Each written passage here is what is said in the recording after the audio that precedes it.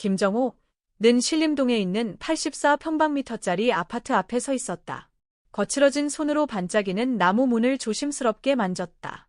이것은 그가 평생을 바쳐 이루어낸 꿈이었다. 35년 동안 제철소에서 일하며 끝없는 야간 근무를 버티고 기름때가 스며든 회색 작업복을 땀으로 적셨다. 그가 모은 원화 한 푼 한 푼이 오늘을 향한 한 걸음이었다. 동무가, 드디어 너도 내 집을 가지게 되었구나. 그는 감격에 겨워 떨리는 목소리로 중얼거렸다. 오늘 그는 이 아파트의 열쇠를 아들 김동욱에게 건네줄 것이라. 단 하나뿐인 아들, 그에게 모든 희망을 걸어왔다. 문이 열렸다. 동욱이 서 있었다. 하얀 셔츠를 입고 손에는 휴대폰을 든 채 아버지를 보고 잠시 당황한 듯한 표정을 지었다. 아버님, 안녕하세요. 맑고 청아한 목소리가 들려왔다. 주방에서 한 젊은 여성이 걸어 나왔다. 단아한 얼굴, 윤기 흐르는 긴 머리, 마치 TV 광고에서 보던 은행 직원 같은 인상이었다. 정우는 그녀를 보며 마음이 조금 놓였다. 지혜, 맞지? 그는 온화하게 미소 지었다. 네, 저는 정지혜라고 합니다. 동욱이의 여자친구입니다. 그녀는 고개를 숙이며 상냥하게 말했다. 정우는 고개를 끄덕이며 눈빛에 희망을 담았다. 동욱이가 은행에서 일한다고 하던데. 네, 맞아요. 저는 신한은행에서 금융 컨설턴트로 일하고 있어요. 앞으로 돈과 관련된 일 있으면 언제든지 저한테 말씀하세요. 공손한 말투, 단정한 태도, 그녀의 한마디 한마디가 정우에게 가족이 하나 더 늘어날 것 같은 기분을 들게 했다. 아버님, 친아버지처럼 잘 모실게요. 지혜는 그의 손을 꼭 잡으며 진심 어린 눈빛으로 말했다. 그 순간 정우는 자신이 평생을 바쳐온 희생이 충분히 가치 있었다고 느꼈다. 정우는 화려한 예식장 한쪽에서 조용히 서 있었다. 아들이 지혜의 손을 잡고 버진로드를 걸어오는 모습을 보며 눈가가 촉촉해졌다. 오늘은 그의 인생에서 가장 행복한 날이었다. 친구들이 그의 어깨를 두드리며 축하 인사를 건넸다. 김 선생님, 이제 걱정 없겠네요. 아드님이 이렇게 예쁘고 능력 있는 신부를 맞이하다니 더 바랄 게 없겠어요. 정우는 온화한 미소를 지으며 말했다. 그렇지요. 이제 정말 걱정할 일이 없네요. 그날 오후, 서울의 공기는 차가웠다. 정우는 과일을 조금 사들고 아들이 사는 아파트 10층으로 올라갔다. 오늘은 깜짝 방문을 하려고 했기에 미리 연락하지 않았다. 문이 열리자 지혜가 그의 앞에 서 있었다. 아버지, 미리 연락도 없이 오셨네요. 아, 그냥 너희 잘 지내나 궁금해서 과일 좀 사왔다. 지혜의 얼굴에서 미소가 사라졌다. 그녀는 그의 손에 들린 과일 봉투를 흘끗 내려다보았다. 다음부터는 미리 연락 주세요. 저희도 아직 젊고 둘만의 시간이 필요하거든요. 정우는 순간 얼어붙었다. 아, 미안하구나. 방해하려던 건 아니었어. 목소리가 목에 걸려 나오지 않았다. 가슴 깊숙이 스며드는 싸늘한 감정이 그를 덮쳤다. 그날 밤 고시원의 비좁은 방 안에서 정우는 혼자 앉아 휴대폰을 바라보았다. 아무런 메시지도 전화도 없었다. 그가 꿈꾸던 삶 아마도 그날부터 금이 가기 시작했던 것 같다. 결혼한 이후 동욱과 지혜가 사는 아파트는 마치 견고한 요새처럼 변해 정우가 함부로 들어갈 수 없는 곳이 되어버렸다. 그가 평생 아끼고 사랑한 아들, 그리고 힘겹게 모은 돈으로 장만한 집이 어느새 낯선 공간이 되어 있었다. 처음 몇 번 정우가 찾아갔을 때 지혜는 늘 이유를 대며 거절했다. 아버지, 죄송해요. 저희가 지금 좀 바빠서요. 다음에는 미리 연락 주세요. 오늘 몸이 좀 안 좋아서요. 죄송하지만 다음에 봬요. 거절의 말은 점점 더 차가워졌다. 어느 날 그는 미리 연락을 해보았지만 동욱에게서 온 메시지는 단 한 줄이었다. 아버지, 요즘 지혜가 많이 스트레스 받고 있어요. 이해해 주세요. 저희도 우리만의 공간이 필요해요. 우리만의 공간. 그 단어를 읽는 순간 정우는 망연자실했다. 평생을 바쳐 마련한 집이 이제는 그와 아들 사이를 가로막는 벽이 되어 있었다. 겨울의 끝자락, 설날이 가까워졌다. 서울은 살을 내는 듯한 찬바람으로 가득했다. 정우는 용산역 근처의 창고에서 아르바이트를 마치고 따끈한 떡을 한 봉지 사들고 집으로 향했다. 올해 설에는 최소한 아들과 함께 따뜻한 밥 한 끼라도 먹고 싶었다. 그러나 배를 누르자 지혜는 눈에 띄게 불편한 표정으로 문을 열었다. 아버지, 정말 죄송하지만 저희 올해는 여갓집에서 설을 보내기로 했어요. 그럼 설날 아침은 어떠니? 정호의 목소리는 한층 낮아졌다. 지혜는 눈썹을 살짝 찌푸리며 입술을 굳게 다물었다가 조용히 말했다. 아버지, 저희도 우리만의 생활이 필요해요. 이렇게 갑자기 오시면 정말 곤란해요. 말끝을 흐리며 멈췄지만 그녀의 눈빛이 모든 걸 말해주고 있었다. 정호는 손에 든 떡 봉지를 내려다보았다. 따스한 온기가 감도는 포장지의 열기는 어느새 사라진 듯했다. 그날 밤 좁은 방 안에서 홀로 국수를 먹었다. 창밖에는 새해 첫눈이 소리 없이 내려 하얀 세상을 덮고 있었다. 하지만 그에게 눈의 아름다움은 더 이상 의미가 없었다. 예전에는 가난해도 늘 아들과 함께 설을 맞이했다. 함께 떡국을 먹으며 웃고 떠들었고 새해 소망을 나누었다. 하지만 이제 동욱이 새해 첫 인사를 건네는 사람은 더 이상 그가 아닐지도 몰랐다.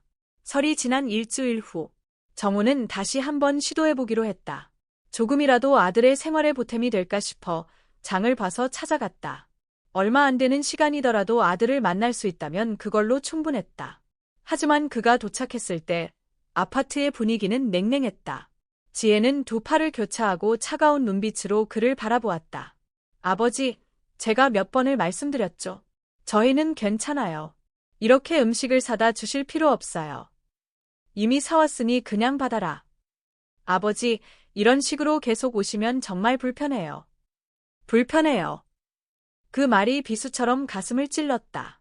옆에 서 있던 동욱은 당황한 표정을 짓고 있었지만 아무 말도 하지 않았다. 아버지를 감싸주지도 아내를 두둔하지도 않았다. 그저 조용히 서 있을 뿐이었다. 그것이야말로 정우에게 가장 아픈 일이었다. 그의 아들은 더 이상 학교가 끝나면 달려와 품에 안기는 어린아이가 아니었다. 대학 졸업식 날, 아버지, 꼭 자랑스러운 아들이 될게요. 라고 말하며 그를 힘껏 안아주던 청년도 아니었다. 이제 그는 어른이 되었고, 그러나 아버지를 지키는 일에는 아무런 목소리도 내지 않았다. 아버지. 마침내 동욱이 조용히 입을 열었다. 아버지도 지혜의 말을 들어주세요. 저에게도 우리만의 공간이 필요해요. 그 순간 정호는 깨달았다. 그는 이미 아들을 잃었다는 것을. 작은 월세방으로 돌아오는 길, 그의 마음은 텅 빈 것 같았다. 손에 든 장바구니가 유독 무겁게 느껴졌다. 발걸음이 점점 느려지더니 결국 멈춰섰다.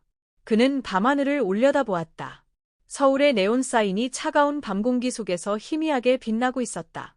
예전에는 힘들 때마다 이렇게 다짐하곤 했다. 동욱이만 행복하면 내 모든 노력은 가치가 있는 거야. 하지만 이제 그는 확신할 수 없었다. 그날 이후 그는 다시는 아들의 집을 찾지 않았다. 시간이 흐를수록 아들과의 거리는 점점 더 멀어졌다. 전화는 줄어들었고 문자 메시지는 형식적인 인사뿐이었다. 그는 스스로에게 물었다. 내가 무엇을 잘못했을까? 너무 많이 사랑한 것이 문제였을까? 아니면 그 사랑이 짐이 되어버린 걸까? 어느 날 우연히 마트에서 지혜를 마주쳤다. 그녀는 친구들과 함께 있었고 새로 산 구찌 가방을 손에 들고 있었다. 하지만 정우를 더욱 아프게 만든 것은 그 장면이 아니라 뒤이어 들려온 대화였다. 지혜야, 아까 얘 못 본 척했어. 됐어. 신경 쓰지 마. 근데 그분 내 시아버지 아니야. 지혜는 어깨를 으쓱이며 쿡 하고 웃었다. 그냥 시아버지 없는 셈 치면 돼. 그 말이 정호의 귓가에 깊숙이 박혔다. 차가운 2월의 바람보다 더 얼어붙는 말이었다. 그는 주먹을 살며시 쥐었다. 떨리는 감정을 억누르려 애썼다. 그리고 그는 처음으로 깨달았다. 세상에는 아무리 붙잡으려 해도 붙잡을 수 없는 것들이 있다는 것을. 마트에서의 우연한 만남 이후 정우는 더 이상 아들의 아파트 근처에 가지 않았다. 그는 아무런 예고도 없이 아들의 삶에서 제외되었다는 사실을 깨달았다. 모든 것이 변해버렸다.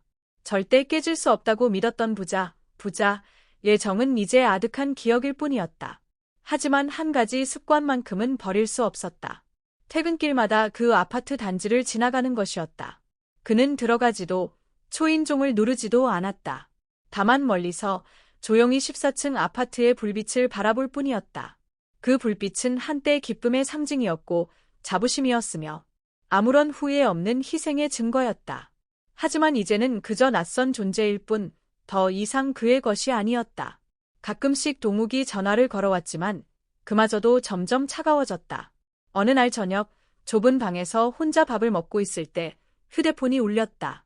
화면에 아들의 이름이 떠오르자 그는 급히 전화를 받았다. 동욱아. 아버지, 아들의 목소리는 약간 머뭇거렸다. 무슨 일이야? 그냥 아버지께 부탁드리고 싶은 게 있어서요. 뭔데? 저희 아파트 근처에 오지 말아 주실 수 있을까요? 정우는 얼어붙었다. 나는 그저 지나가기만 했을 뿐이다. 방해할 생각은 없었어. 하지만 지혜가 아버지를 봤어요. 그리고 불편해요. 정우는 조용히 눈을 감았다. 가슴 한가운데 무거운 슬픔이 내려앉았다. 그럼 너도 불편하니? 전화기 너머 동욱은 오랫동안 침묵했다. 그런 건 아니에요. 그냥 지혜를 이해해 주세요. 지혜를 이해해 주세요. 그 말이 가슴을 찔렀다. 그는 더 이상 묻지 않았다. 변명도 원망도 하지 않았다. 그저 힘없이 웃으며 말했다. 알겠다. 그날 이후 정우는 다시는 그 아파트 근처에 가지 않았다. 시간이 흐르면서 전화도 점점 뜸해졌고 결국 완전히 끊어졌다. 서로의 삶에서 점점 희미해져 가는 듯했다. 하지만 그는 여전히 같은 삶을 살았다. 아침 일찍 출근하고 저녁이면 조용히 방으로 돌아와 소박한 한 끼를 먹고 창가에 앉아 번잡한 도로를 바라보았다. 오직 한 가지, 더 이상 아들의 전화나 메시지를 기다리지 않는다는 것만 달라졌다. 그해 가을, 서늘한 바람이 서울거리를 스쳐가던 어느 날, 우연히 정우는 옛 지인을 통해 동욱의 소식을 듣게 되었다. 아파트 근처에 작은 가게를 운영하는 김 여사가 그를 불러 세웠다. 정우 씨, 요즘도 잘 지내고 있어요. 네, 그냥 그럭저럭 지내죠. 혹시 아드님 소식 들었어요? 그는 고개를 저었다. 무슨 일이라도 있나요? 자세한 건 모르겠는데, 듣자 하니 며느리가 돈을 너무 많이 썼대요. 그래서 동욱 씨가 요즘 많이 힘들어한다고 하더라고요. 순간 가슴 한구석이 아려왔다. 그 밝게 빛나던 아파트의 불빛이 행복이 아니라 무거운 짐이었구나. 그리고 2달 후 동욱이 그를 찾아왔다. 늦은 밤 막 퇴근하고 돌아온 정우는 문을 두드리는 소리를 들었다. 문을 열자 그곳에는 아들이 서 있었다. 야윈 얼굴, 피곤이 가득한 눈빛, 지친 어깨. 그 모습이 너무 안쓰러워 가슴이 먹먹했다. 아버지, 아들의 목소리는 잠겨 있었다. 정우는 아들을 한참 바라보다가 조용히 몸을 옆으로 비켰다. 들어와라. 동욱은 방 안으로 들어와 낡은 나무 의자에 앉았다. 좁고 소박한 방을 둘러보던 그는 입술을 굳게 다물었다. 한동안 침묵이 감돌았다. 그러다 조용히 입을 열었다. 아버지, 죄송합니다. 정우는 아무런 대답도 하지 않았다. 그저 깊고 고요한 눈빛으로 아들을 바라볼 뿐이었다. 제가 잘못했어요. 하지만 이제 어떻게 해야 할지 모르겠어요. 무슨 일이나? 동욱은 깊은 한숨을 내쉬며 고개를 떨궜다. 제가 많은 빚을 졌어요. 지혜가 너무 많은 돈을 썼어요. 그 사실을 언제부터 알고 있었나? 오래전부터요. 동욱은 씁쓸하게 웃었다. 하지만 저는 괜찮을 거라고 생각했어요. 그런데 이제 은행에서도 돈을 더 이상 빌려주지 않아요. 회사도 구조조정을 시작했고요. 저는 이제 정말 막막해요. 정우는 오랫동안 침묵했다. 하지만 기묘하게도 그는 아무런 감정도 느껴지지 않았다. 단 한 가지, 아무리 세월이 흘러도 아들은 여전히 약하고 흔들리는 존재라는 것만이 선명하게 느껴졌다. 아버지, 도와주실 수 있나요? 동욱이 간절한 눈빛으로 그를 바라보았다. 정우는 천천히 고개를 저으며 담담하게 말했다. 아니. 공기가 얼어붙었다. 동욱은 믿을 수 없다는 표정으로 아버지를 바라보았다. 아버지, 지금 뭐라고 하셨어요? 나는 널 돕지 않는다. 단호한 목소리가 방 안을 울렸다. 아버지, 동욱은 당황하며 말을 더듬었다. 저는 아버지의 아들이잖아요. 정우는 씁쓸한 미소를 지었다. 내 아들은 오래전에 사라졌어. 동욱은 더 이상 아무 말도 하지 않았다. 그저 주먹을 꽉 쥔 채 깊이 입술을 깨물었다. 그리고 마침내 자리에서 일어났다. 알겠습니다. 그의 목소리는 잠겨 있었다. 정호는 아무런 대답도 하지 않았다. 그저 문이 닫히는 소리를 조용히 들을 뿐이었다. 그렇게 또 한 번 그는 혼자가 되었다. 눈을 감았다. 그리고 깨달았다. 이제야 정말로 놓아줄 수 있겠구나. 그날 밤 이후 동욱은 다시 돌아오지 않았다. 정호도 그것을 기대하지 않았다. 그는 자신이 안도해야 하는지조차 알지 못했다. 다만 문이 닫힌 후 그의 마음이 텅 빈 것만 같았다. 시간은 그렇게 흘러갔다. 마치 아무도 그의 삶에 들어왔다가 떠난 적이 없었던 것처럼 고요하게. 어느 겨울 저녁, 정호가 따뜻한 차를 우려내고 있을 때 전화기가 진동했다. 그는 화면을 힐끗 보았다. 낯선 번호였다. 받지 않으려 했지만 왠지 모를 예감에 그는 통화 버튼을 눌렀다. 여보세요? 정호 아저씨, 저 민기예요. 정호는 미간을 찌푸렸다. 민기는 동욱의 오랜 친구로 어릴 때 종종 그의 집에 찾아오던 청년이었다. 무슨 일이니, 민기야?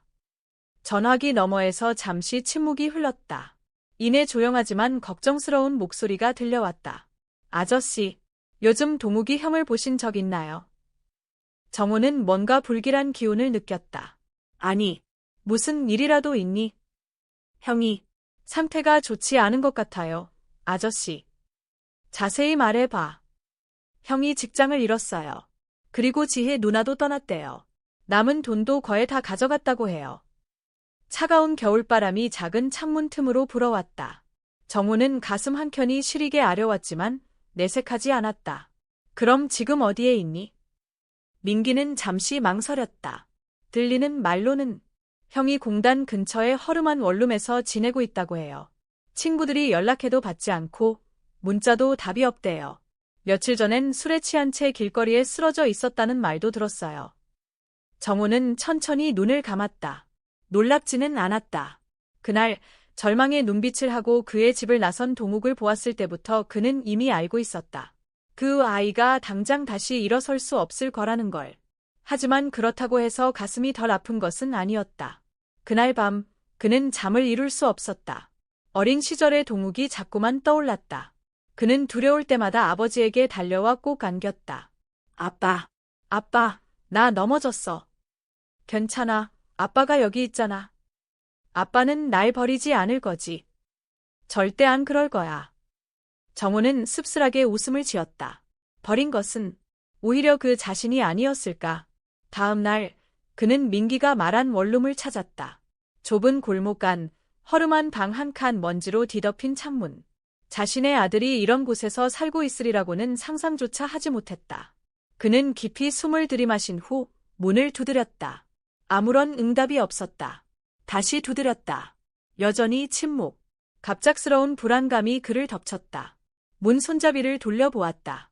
잠겨있지 않았다. 그는 문을 열었다. 그리고 눈앞의 광경을 본 순간 심장이 철렁 내려앉았다. 동욱은 바닥에 쓰러져 있었다. 곁에는 빈 술병이 굴러다녔고 방 안은 컵라면 용기와 흐트러진 옷가지들로 엉망이었다. 수척한 얼굴, 깊게 팬 다크서클. 정호는 곧장 달려가 그를 흔들었다. 동욱아, 동욱아, 정신 차려. 희미한 신음소리와 함께 무거운 눈꺼풀이 천천히 떠졌다. 그리고 정호를 본 순간 동욱은 미간을 찌푸리더니 쓴웃음을 지었다. 아버지, 또 내가 이렇게 망가진 모습 보러 오신 거예요. 정호는 아들을 바라보았다. 마치 가슴이 조여오는 듯한 아픔이 밀려왔다. 아버지는 널 버릴 수가 없으니까. 동욱은 코웃음을 쳤다. 하지만 그 웃음 속에는 씁쓸함이 가득했다. 그렇게 말씀하시면서 내가 애원할 땐 도와주지 않으셨잖아요. 정호는 아무런 변명도 하지 않았다. 그저 조용히 아들의 곁에 앉았다. 마치 어린 시절 동욱이 그의 품에서 잠들던 순간처럼. 그리고 낮고 따뜻한 목소리로 말했다. 아버지가 원해서 그랬다고 생각하니? 동욱은 고개를 들었다. 그 흐린 눈동자 속에서 정호는 길을 잃은 아이를 보았다. 세상에는 내 스스로가 아니면 헤쳐나갈 수 없는 일들이 있어. 하지만 난 실패했어요. 그의 목소리는 떨렸다. 모든 게 망가졌어요. 정우는 천천히 숨을 내쉬었다. 일어서고 싶다면 아버지가 손을 내밀 거야. 동욱은 가만히 그를 바라보았다. 눈가에 맺힌 눈물이 결국 흘러내렸다. 하지만 무서워. 난 그럴 자격이 없어요. 정우는 부드럽게 미소 지었다. 오랜만에 그 미소 속에는 쓰라림이 없었다. 가족에게 자격 같은 건 없어. 중요한 건 내가 이 손을 잡을 용기가 있느냐는 거야. 방 안이 고요해졌다. 그리고 동욱은 어린아이처럼 물음을 터뜨렸다. 그는 아버지의 어깨에 얼굴을 묻고 떨리는 손으로 그의 팔을 붙잡았다. 오랜 시간 동안 이어진 거리감이 비로소 사라지고 있었다. 그날 밤 동욱은 눈물이 마를 때까지 울다가 깊이 잠들었다. 정우는 여전히 그의 곁에 앉아 조용히 아들을 바라보고 있었다. 그는 앞으로 모든 일이 어떻게 흘러갈지 알지 못했다. 동욱은 정말로 변할 수 있을까? 아니면 다시 절망에 빠져 아버지가 마지막으로 내미는 손조차 놓쳐버릴까? 정우는 답을 알지 못했다. 그가 확신하는 것은 단 하나였다. 내일 아침 해가 떠오르면 동욱은 반드시 선택을 해야 한다는 것. 아직 동이 트기도 전에 동욱은 눈을 떴다. 그는 어지럽게 널려있는 방 안을 둘러보았다.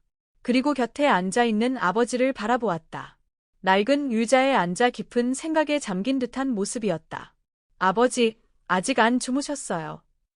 그는 신 목소리로 물었다. 정우는 희미하게 미소 지었다. 이런 밤이 익숙해진 지 오래란다. 방 안은 다시 정적에 휩싸였다. 그 고요함을 먼저 깬 사람은 동욱이었다. 저는 어떻게 해야 하죠, 아버지? 정우는 바로 답하지 않았다. 대신 아들의 눈을 바라보며 천천히 입을 열었다. 아버지가 너 대신 선택해 줄 수는 없다. 하지만 한 가지 분명한 것은 인생은 다시 처음부터 되돌릴 수 없지만 변할 기회는 항상 주어진다는 거야. 중요한 것은 내가 그 기회를 잡을 용기가 있느냐는 거지. 동욱은 쓴웃음을 지었다. 기회라뇨? 저는 이미 모든 걸 잃었어요. 정우는 조용히 고개를 저었다. 아니야. 너 자신은 아직 남아있잖니. 동욱은 고개를 숙였다. 무의식적으로 낡은 이불을 꽉 움켜쥐었다. 그는 알고 있었다. 이것이 아버지가 자신에게 주는 마지막 기회라는 것을. 일어나서 변화할 것인가? 자신의 두 손으로 다시 시작할 것인가? 혹은 그냥 무너진 채 도망치고 운명을 탓하며 살아갈 것인가? 그는 어떤 선택을 할 것인가? 이 이야기는 여기서 끝날 수도 있다. 하지만 사실 동욱은 아직 결정을 내리지 않았다. 그는 아버지가 내민 손을 잡고 이를 찾아 다시 삶을 일구고 자신의 인생에 대한 책임을 배우며 살아갈 수도 있다. 혹은 그저 계속해서 절망 속에서 헤매며 운명을 탓하고 자신을 실패자로 받아들일 수도 있다. 그는 어떤 길을 선택할 것인가? 당신이라면 어떤 길을 선택하겠는가? 동욱의 이야기는 단순히 한 명의 방황하는 청년에 대한 이야기가 아니라 이것은 오늘날 많은 젊은이들의 이야기이기도 하다. 삶의 무게, 가족의 기대, 연이은 실수들, 때로는 그것들이 우리를 길을 잃게 만든다. 그러나 중요한 것은 우리 앞에 놓인 갈림길에서 어떤 선택을 할 것인가 하는 점이다. 동욱처럼 자신의 실수로 인해 모든 것을 잃어버린 사람도 있을 것이고 정우처럼 평생을 희생했지만 결국 손을 놓아야 하는 사람도 있을 것이다. 그렇다면 질문은 이것이다. 손가락을 오른쪽으로 실패를 마주했을 때 포기할 것인가? 아니면 다시 일어설 것인가? 손가락을 오른쪽으로 사랑하는 사람을 마주했을 때 용서할 것인가? 아니면 떠날 것인가? 절대적인 정답은 없다. 오직 선택만이 있을 뿐. 그렇다면 당신은 어떤 선택을 하겠는가?